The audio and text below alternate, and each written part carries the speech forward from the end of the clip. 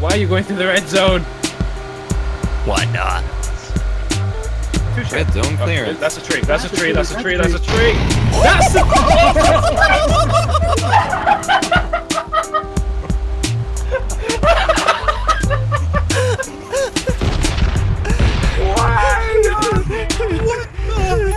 So you mean to tell me that Battle Royale games did not take over E3 this year? Who expected that? I don't think many of us really thought E3 was going to be like what it was this year.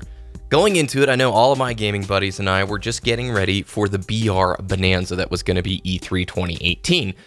And then when that didn't really happen, I was both happy and a little bit confused. So roll back the clocks. Obviously, we've seen in the last 18 months just the massive popularity boost of the Battle Royale genre.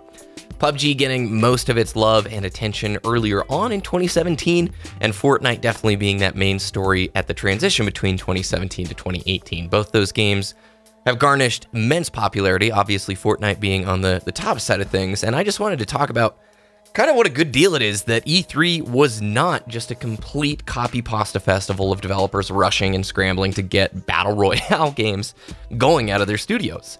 And coming into things, the financial press is being dominated right now by Fortnite. If you guys pay attention at all to investor earnings calls, and that sounds super boring, I know, but all of these big publishers are publicly traded companies, meaning you can invest in their stock index. And right now, if you turn on like Fox Business or MSNBC, I guarantee you will see something about Fortnite mentioned on there like once a week. I was walking past like frickin' I think Fox Business the other day on somewhere downtown, and they were talking about how Fortnite revenue is like $350 million a month or something like that. And it's just weird, okay? It is so weird to see at that level, like such a dry toast business program. They're talking about the thing that you and me, like we watch and we play. It's a big freaking deal, and it's generating a lot of dough. And so coming into E3, how many of you thought we were gonna see Halo Battle Royale, Fallout Battle Royale, Battle Royale Battle Royale? Every single developer I thought was scrambling super hard to make a BR game so they can cash in on this momentum, this trend. They can be on that financial press like side of things positively. And when we didn't see that, I can't tell you how excited I am that developers, I feel like, are approaching BR with a level of caution I didn't expect. So for me, I love PUBG and I've played a lot of Fortnite. PUBG still is the winner for me. I know it's got kind of a dull mid-game, but the gunplay in it is just too stinking good and too fun for me not to just still enjoy and play with my friends. I am curious from a viewership perspective, if you guys want to leave in a comment below, between Fortnite and PUBG, which of the two you prefer, which of the two that you really enjoy? That'd be kind of cool for me to see. But the reason I'm bringing it up is mainly because are developers just going to start implementing BR as like an accepted game mode into things, kind of like Battlefield 5 style, versus totally ditching their core bread and butter game model just to be capitalizing on what this trend is?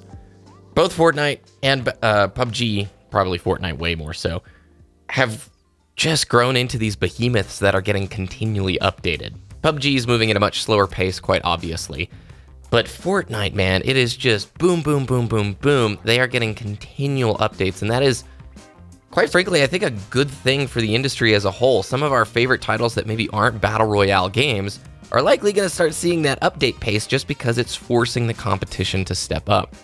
Side story here, Fortnite gets away with all of these updates so easily on console partly because they are still considered early access. Since the game is not fully released yet, the patches that they get to go through on the console side of things doesn't have to go through the expensive and lengthy certifications that full release games have to.